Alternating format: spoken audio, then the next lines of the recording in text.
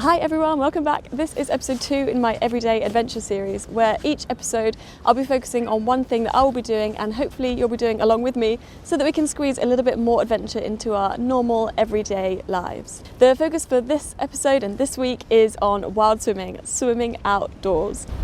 It's not the best weather today. It's really windy. It is a bit sunny, but it's very, very cold.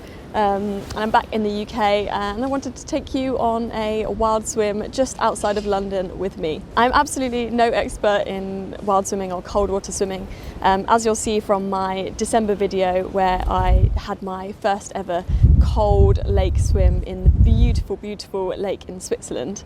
But I've been trying to go every week or so ever since. It's a fair bit harder now that I'm back in London, but it's still very possible, so I was going to show you how.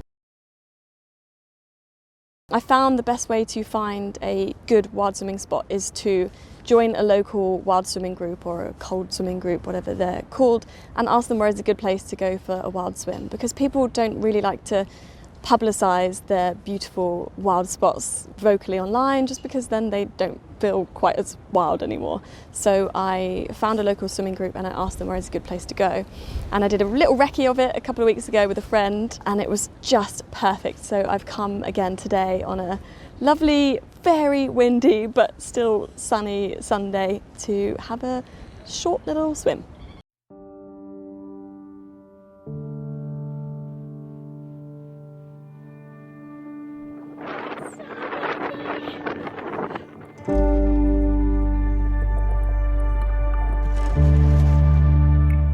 Okay, it's freezing cold. I'm handing the camera over to my mum, who's going to attempt to film me. If this footage is bad, we can blame Kathy Jackson.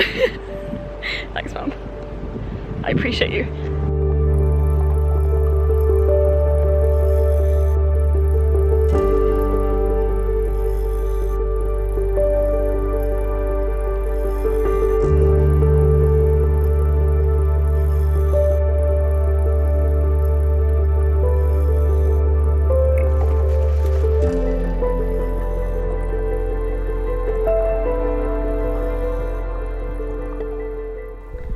Wild swimming makes me feel so alive. The initial cold shock is intense. For me, it feels like the start of a panic attack for a few seconds, which is hard to face. Then I just have to breathe deeply for a while. Sometimes I talk to myself and say, I'm safe, I'm okay. Sometimes I let out a little scream. And then once it passes, I just feel euphoria and power. It's a feeling that lasts all day.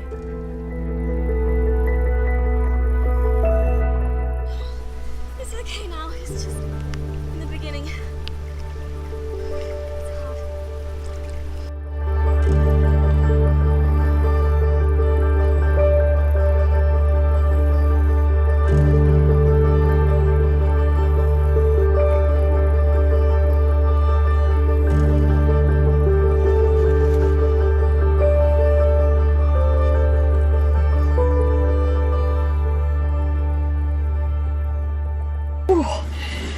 I'm warming up in my car with my hot water bottle and my hot tea because it was chilly today. It's so windy that the car, let's see if it's going to do it now, is actually shaking from how windy it is outside. So I'm really pleased that I got in there, and I felt euphoric when I was in there. I was so happy. But yeah, it's really important to, there's a lot of safety things to be careful of when going wild swimming, and like I said, I'm not the expert in this. I've done it, how many times? 7, 8-ish times? Probably less than 10 times. So I will link in the description below about important safety things to take into consideration, but generally making sure that you don't go alone. If you can't drag somebody into the water with you, then have somebody on the riverside or on the side of the water. I had my mum come with me today, which was really nice. Hopefully I'll be able to convince her to come in the water with me next time. We shall see. So yeah, making sure you don't go in alone, making sure you have loads of layers to to put on afterwards, and getting dressed as quickly as possible, getting moving, having a hot drink, and just being prepared to feel a little bit cold afterwards, but feeling amazing at the same time. I'm feeling fine now, but I was pretty chilly when I got out, and it was difficult to get dressed because it was just so windy. Like, I had socks flying everywhere, and it was very, very, very muddy, so I had to focus on getting dressed quickly and strategically whilst shivering a lot. But I'm so glad I did it. It's the feeling afterwards is hard to describe. Anyway, I hope this might have inspired you to get on outside and have a wild swim wherever you are, if you can find a safe spot, that is. Let me know in the comments if this has inspired you to have a go, or if this is something that you do already. I would really love to hear from you. Otherwise, I will see you again next time.